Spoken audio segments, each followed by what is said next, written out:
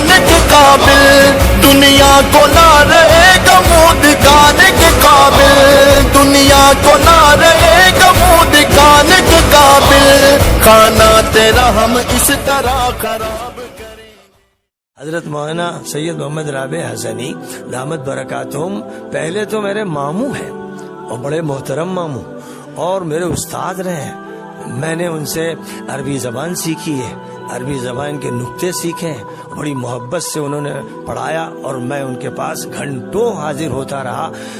پھر وہ میرے شیخ کے درجے میں ہیں، والد کے بعد اب وہ میرے باپ کے درجے میں۔ بہت سی باتیں ہمارے خاندان کو توڑنے کے لیے چلائی جا رہی ہیں۔ وہ یہ چاہتے ہیں کہ ندوہ ٹوٹے، خاندان ٹوٹے، ماموں بھانجے میں دوری ہو، اگر کہیں چچا بھتیجے میں دوری ہوئی، دو پارٹیاں بن گئی، تو وہ چاہتے ہیں یہاں بھی ماموں بھانجے میں دوری ہو جائے۔ لیکن میں یہ صاف کر دینا چاہتا ہوں کہ ہر حالت میں مرتے دم تک میں مولانا رابع صاحب کا احترام رکھوں گا۔